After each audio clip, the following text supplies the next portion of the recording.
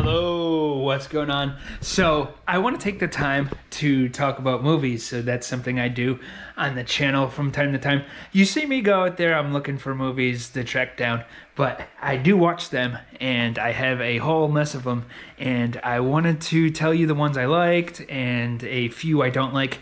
Most of the movies I watch I like because I don't waste time watching movies I don't think I will like, but let's get it started right here. A rewatch of Blade Runner 2049. I saw that when it first came out in the theater, and it is fantastic. But I don't retain movies very well. I have to see them a bunch of times to really know them by heart. And it was basically like a fresh watch because I forgot a lot of what went on. And it is fantastic, one of the best sequels ever. And it's a little bit sad. I don't want to really get into the plot too much in case you haven't seen it. But yeah. Very good time right there. Highly recommend Blade Runner 2049. Next up is 2 Days in the Valley, and that was a first time watch, and it is pretty decent. This movie definitely came out because Quentin Tarantino made this type of movie popular, but it's not really that similar to Tarantino. It's kind of more like things that influenced Tarantino, like an Elmore Leonard novel or something. Elmore Leonard wrote Rum Punch, which went on to be Jackie Brown. So it's kind of more like that type of crime movie. And, has a good cast. The worst part I thought was James Spader's character just wasn't likable. I mean, he's a killer. He's not supposed to be likable. But I don't know. That was probably the worst part. He kind of looks like Joe Pera, if you know who that is. Jeff Daniels' character really doesn't do much in this movie. But overall, I had a good time with this one. And I do recommend, if you find this for cheap, maybe give it a watch. I enjoyed this one more, Pleasantville. I thought this was very good.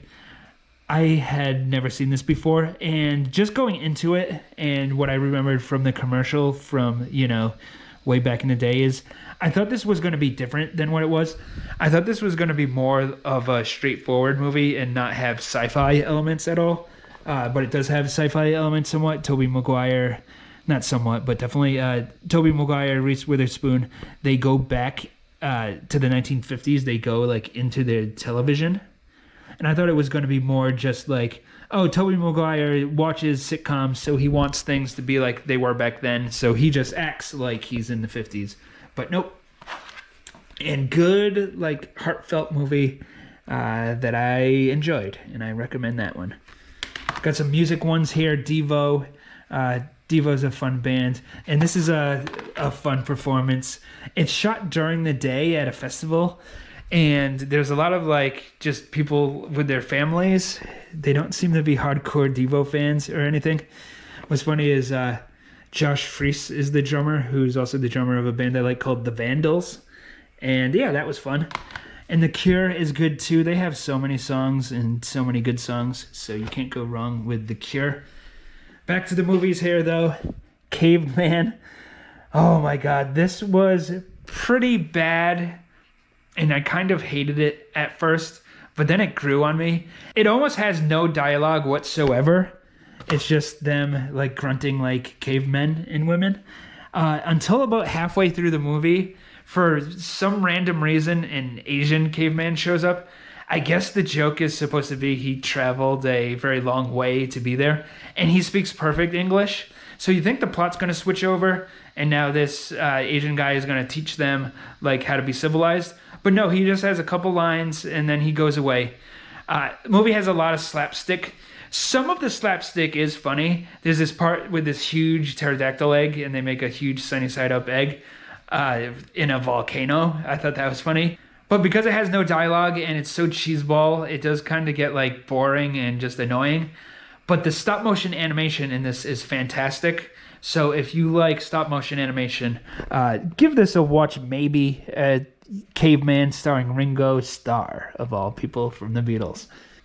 Next up is Carriers. The logic of this movie doesn't really make much sense. It's about a virus of some sorts that, makes people sick and they die. So it's a post-apocalyptic movie and not many people are left alive. But the way they deal with the virus is very dumb. They just wash it away with bleach if they think the virus is on a surface, and they wear their masks. And then there's one scene they're traveling in an SUV and someone's infected. So they put up saran wrap so they don't get sick. Saran wrap. That's going to do anything. It's just kind of dumb. It's a halfway decent movie, though. It's rated PG-13, so it's not super over-the-top violent or anything. Chris Pine stars in this. I'm guessing this is probably right before he became a big star. I could be wrong, so let me know in the comments. I don't know too much about Chris Pine, to be honest with you. Another post-apocalyptic movie, but this is much better than Domestics. Not a perfect movie, but a fun time, and it went places I didn't expect it to. This was a Dollar Tree find, so very good for a Dollar Tree movie. I enjoyed that. This is post-apocalyptic too, 9, an animated movie. It's funny that a lot of movies like this, it says from producers Tim Burton. So some people might just think this is directed by Tim Burton. And I guarantee you, a lot of people think A Nightmare Before Christmas is a Tim Burton movie. Nope, he didn't direct that. He only produced it. And this is a good time. I remember this from back in the day, a Coheed and Cambria song played in the trailer. But that's not actually in the movie, which is fine. But, I kind of was hoping to hear that song. But that's good. Undead. This is one I grabbed at the flea market in a video that hasn't aired yet. And I saw this way back in the day, almost 20 years ago. And I didn't like it that much then. It's not as good as the cover would lead you to believe. It's all right. The problem is, I think, it's just kind of too goofy. I want my zombies to be taken seriously. It's about aliens. The plot is very hard to follow. Aliens come down and they turn people into zombies, but then they turn them back into regular people. I guess because they wanted the humans to kill the zombies for no reason, even though the aliens kind of end up being friendly, I think. I don't know. And the problem is the movie itself doesn't look that good. It has some okay special effects, but too much CGI.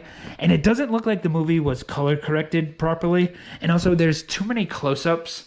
I like to see wide shots so you get an idea of what's going on. If something's just close-up, cut to a close-up, cut to a close-up, you kind of are confused. So yeah, I don't really like this movie that much. I know it has its fans, but I'm not that big of a fan. But if you want a thrill, check out this next movie, Thrill. Thrill was very cornball. It's about this guy, this dude right here. He works at a amusement park that his family owns, but he doesn't want any part of the ownership. That part is a little weird. And he has a daughter, and they go to the park, and there's a crazy guy who's sabotaging the rides. And yes, it's very cheesy. It would be so easy to stop this guy. At one point in the movie, the bad guy calls up and leaves a message, and he's like, at 5 o'clock, don't go on the tumbler, or whatever the ride's name is, or there's going to be a big accident. Oh, so you know how you avoid that accident? You shut the ride down at 5 o'clock. Or you could shut the ride down all day. Or you could call the police. But the thing is, they don't get that message, so they don't hear it. So there's people on the ride, and he has to go save them.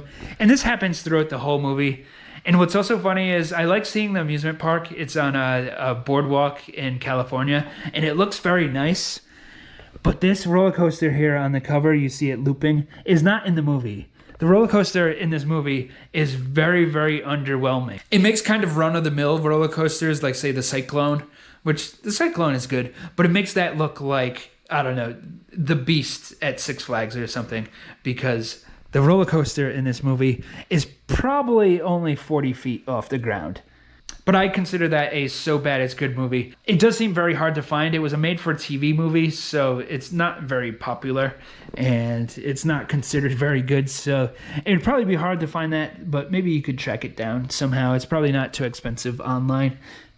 Next up, we have Popeye, and when I found this movie, I said it's too long at almost 2 hours, and I was right. They break out into songs too often, and the songs aren't very good. It's also filmed in 1980, so it still seems like it's a 70s movie, but it's also based on a cartoon. So mixing the cartoony aspects with like the way 1970s movies look kind of clashes a little bit. But, you know, it's not the worst thing ever. It's all right. Shelley Duvall plays a very good Olive Oyl, and Robin Williams is a good Popeye too. Next up is the Call of Cthulu, which is a 45-minute movie. Silent movie filmed all in black and white, and like it's really old school. Like they'll have the title card saying what's going on, and they'll have like, you know, piano music, and yeah, based on H.P. Lovecraft.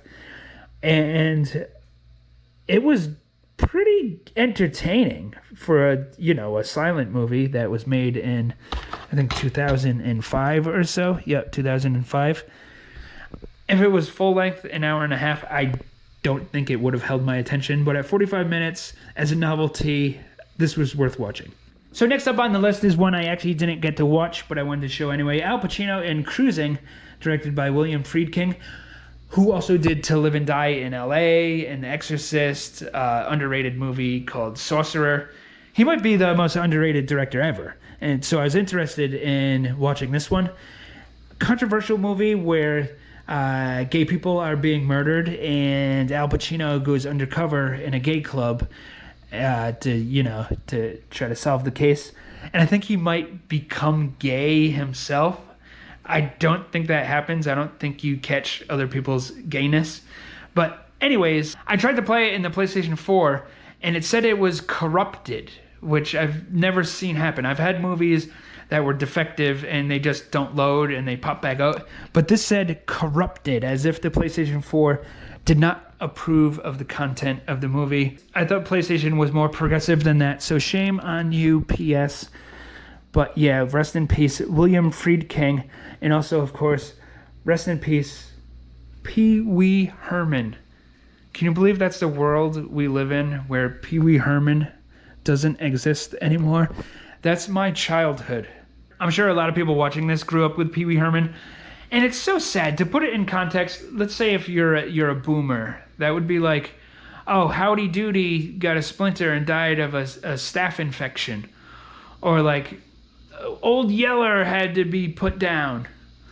Well, that actually did happen, so that's a bad example, but you know what I'm trying to say. And say for the younger crowd, like if you're a Zoomer, that's like saying, well, I actually don't know who Zoomer is like, so I don't have an oh, it's like saying like, oh, the TikTok app no longer exists. I don't know. But yeah, rest in peace, Paul Rubens. You will be missed. And we have more movies to talk about, but before I get into that, I want to talk about some I saw in the theater. Saw Indiana Jones, which has mixed reviews. I know a lot of people seem to not like it very much. I thought it was pretty darn good. It's better than the Crystal Skulls movie. I have heard arguments that, oh, well, Crystal Skull seems more like an Indiana Jones, and Indiana Jones in this new one doesn't do very much. I don't care. He does enough. It's fun. Yeah, I liked Indiana Jones and the Dial of Destiny. I also saw Barbie, which was okay. I thought the first half of the movie was a lot better. And it's funny, and the set design is really good. Barbie goes into the real world. And, you know, the beginning of the movie, Barbie in the Barbie world, and then Barbie going into the real world is a good time. Then she goes back into the Barbie world, and I think that part of the movie kind of slows down and isn't as good. But overall, the Barbie movie is better than it should have been, and I had an okay time with it. I I liked the Ninja Turtles movie more, and that just goes to prove that boy toys rule. Yeah. But yeah, I like the new Ninja Turtles. I also saw some negative reactions to that one by hardcore Ninja Turtles fans, and I just kind of don't get it. I don't think people realize that 35 years have passed and you're no longer like 5 years old. Things are going to be different. This isn't really meant for you. It's meant for a new generation, but it's still good. I would say the only issues I had with the Ninja Turtle movies is they changed the characters a little bit too much.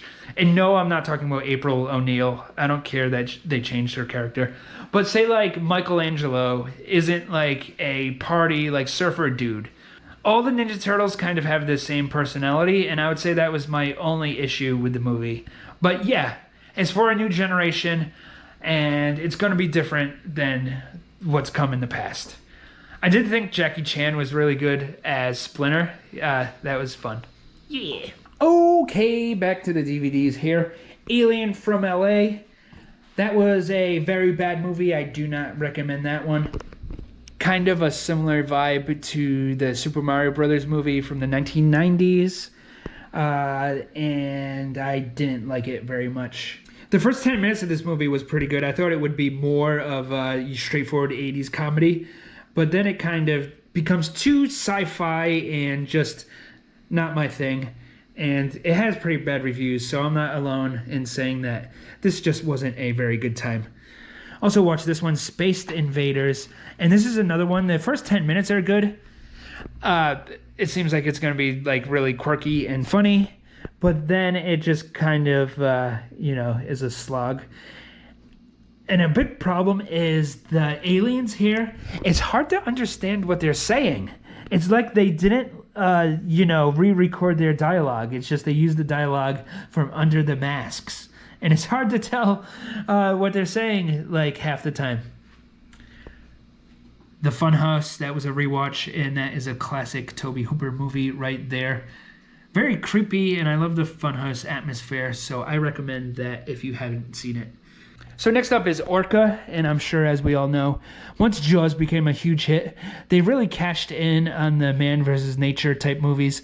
There's so many, there's dozens and dozens, and this is one of them right here. It says on the cover, Jaws with heart, superb.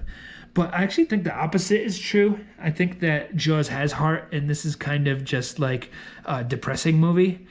It's a killer whale you're rooting for in this, and it's the man who's the villain. So a guy kills the orca's baby, so you don't root for him at all. You're not supposed to root for him. And yeah, so watching them fight each other is just kind of odd. But it's a fairly well-made movie, and it's pretty entertaining. So it's not a total loss. It's pretty entertaining. I do recommend watching it at least once in your lifetime. Now here we have another Dollar Tree movie, Taking Woodstock. And I thought this was very well made. It really made you feel like you were in the 1960s.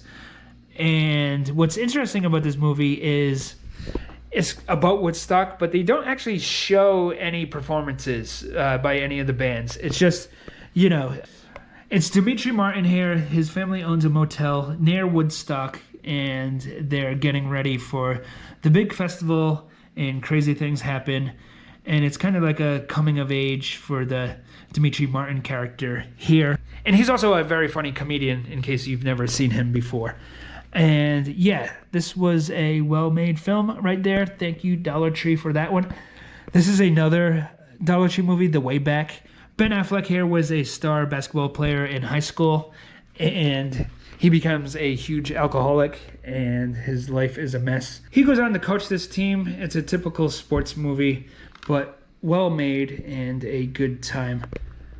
Definitely worth the $1.25. I recommend that one. What's kind of funny is I don't drink anymore, but I used to drink. And watching this movie, you're supposed to be like, oh, Ben Affleck, he's such a pathetic alcoholic. But I was just kind of jealous of him. Oh, he gets to drink beer in the shower? That sounds awesome. But yeah. Next up is a rewatch of a classic, Funny Farm, and that's very entertaining. I wouldn't say it's like laugh out loud hysterical or anything, but a pretty solid Chevy Chase movie. Definitely one of the better ones. I was kind of conflicted. I was trying to figure out what's better if you have to rank Chevy Chase movies. Obviously, Vacation and Caddyshack are better than Funny Farm. But what's better, Funny Farm, Fletch, or Spies Like Us? I would say maybe Fletch is a little bit better than Funny Farm, but Funny Farm is better than Spies Like Us. If you have a preference, let me know in the comments down below. Blended right here. Adam Sandler, Drew Barrymore. We know them from The Wedding Singer and 50 First Dates. And knowing Adam Sandler, how he does things, he probably just wanted to make a movie where he went to Africa. I'm pretty sure they actually go to Africa. I could be wrong. But yeah, this is better than I thought it would be. Adam Sandler movies are very hit or miss, especially anything made after 2005 or so. This was okay. The only issue I had was there's a running joke in the movie where his daughters look like boys, and they just constantly bring that up. And it's just not a funny joke, and I don't know why they made it a running gag, because it wasn't really funny the first time, and it definitely wasn't funny the 20th time. But overall, pretty entertaining movie right there. I watched this one, Euro Trip. I just kind of wanted to see if it held up. It's not even a movie I liked very much back in the day, but it's halfway decent for what it is. And I don't really feel they make many movies like this anymore. There was a time they made a lot of teen comedies. They had a bunch in the 1980s, obviously. But then in the early 90s, they really slowed down. And I feel that the movie Can't Hardly Wait kind of brought them back. And then American Pie definitely brought them back. And then they kind of kept going with like movies like this and like Tom Green movies and more American Pie sequels. And then kind of Judd Apatow took over with like Superbad.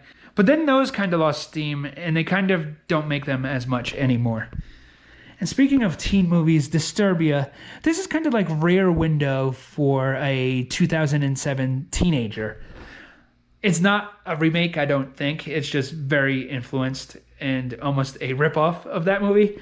But it's halfway decent. It's, worth watching. You can get it for $1, I'm sure, at your local thrift store. So, yeah, I like Disturbia. It was pretty good. Rewatched Psycho Goreman, and that is fantastic. So over-the-top silly in a good way. Very, very funny. Very good special effects. It's almost if, like, say, like, the monsters in Power Rangers were, like, in a very hard R-rated movie. Lots of gore and good special effects. Practical special effects, too, which I love. Then Turbo Kid is also kind of a throwback to 80s movies right there. This is only the second time I've seen this, and yeah, this is a really good time. Love me some Turbo Kid. Another movie that's very similar to these two is called Kung Fury, which was only a half hour long. But Kung Fury, to me, is one of the funniest movies ever. It's so fantastic. And apparently there's a sequel coming out that's actually a prequel, and it's, I guess, going to be a full length, and Arnold Schwarzenegger is in it. So I'm very excited for that. I think it comes out in November, so I'm looking forward to that one. Love these two movies and Kung Fury. Oh yeah. Here we have Private Benjamin, and I don't know too much about Goldie Hawn. I haven't seen too many of her movies, but I wanted to give them a shot. This is halfway decent. It kind of falls apart at the end. She joins the military kind of like to prove a point to her parents. Her husband has just died on her wedding night. And yeah, she joins the military, and it's pretty entertaining. I would say that Stripes is a better military movie from around that time. The last half hour of the movie, she's no longer in the military, and she's kind of just with another guy who ends up being a creepazoid. And that part of the movie isn't very good and kind of pointless, so the movie kind of falls off. Goldie Hawn is a very good comedic actress. I feel Anna Faris is kind of the, modern version of her. And it seems hard. How do you become a comedic actress? I guess you just go into auditions and are funny, but it seems very hard to be discovered. Like, I understand how a stand-up comedian would be discovered and then put in movies, but it seems to be hard just to be a funny actress. But yeah, Private Benjamin, 7 out of 10. Death Warrant, I just wanted to watch a Van Damme movie. Van Damme movies are kind of all slightly similar. Bloodsport, I would say, is the best, and then my personal second favorite is Lionheart. But I kind of want to rewatch all the Van Damme movies to rank them, because it's kind of hard to keep track. They blend together slightly in my mind. Here's How to Train Your Dragon 2, and this was pretty entertaining. I don't really have too much to say about it, though, so I'm going to move on to the next ones. Only got a few left. Here's the doggy. He has his little donut, and he's sad. Oh, poor dog, we eat your donut. Here we have Dangerous Game. Now, this is an Australian movie, and a lot of times when it's a movie I've never heard of, it's because it's from another country, so they're not as popular in the United States. And this was halfway decent, kind of cheesy action movie. It takes place in a department store. I would say that was my biggest letdown of this movie. The department store doesn't really look like a department store. It just looks like they're filming in a warehouse.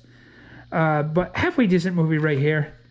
If you can find it. It seems pretty obscure. This next one, Clint Eastwood in The Eiger Sanction. I had never heard of this movie before I bought it, and it's pretty good. I mean, you can't really go wrong with most Clint Eastwood directed movies. The plot itself is kind of far-fetched. He's a former assassin who turns college professor, and then he gets called out of retirement against his will because he's being blackmailed, and he has to assassinate someone on a mountain. But he doesn't know who he's going to assassinate. He just knows that the person he has to assassinate will have a limp. But then when he finds the person who has a limp, how did he not know that person had a limp? Because he had seen him before. Like, that part of the movie kind of doesn't make sense.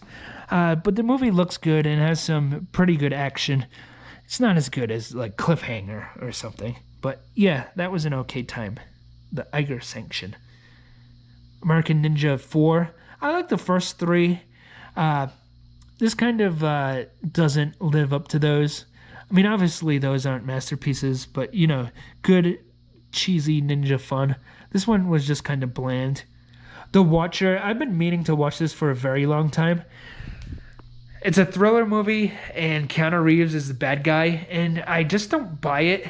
And the movie is very heavily stylized, and I think it takes away from like the plot. Like, it tries to like look cool too much, and it's just kind of silly. So I didn't like The Watcher too much. I don't really recommend that movie. Next up is The Applegates, one I rented at the grocery store as a kid. What's funny is, as a kid, there were like 6 different places you can rent videos, all in like one square, like quarter of a mile, like split between 2 strip malls that were, one across from each other. And this was one of the few movies I rented at a grocery store called Almax. And I rewatched it, and I probably liked it more now than I did back in the day.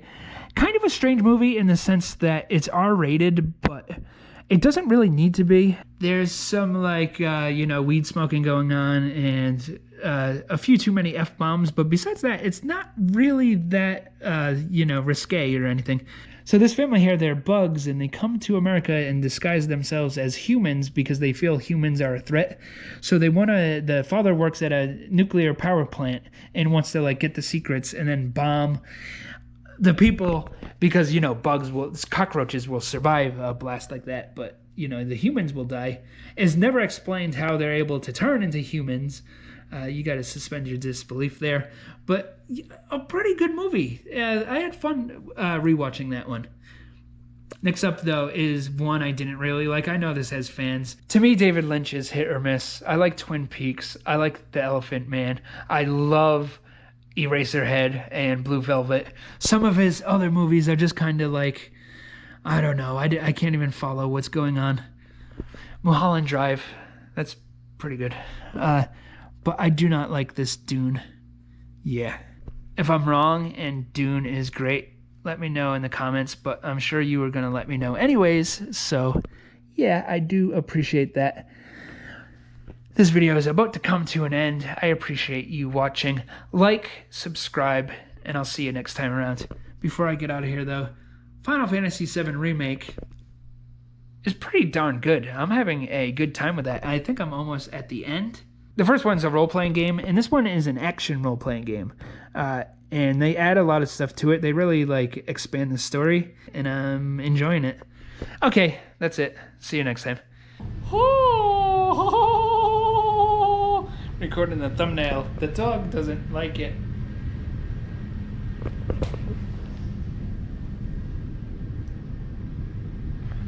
Misa named Jar Jar Binks. Ah! Oh.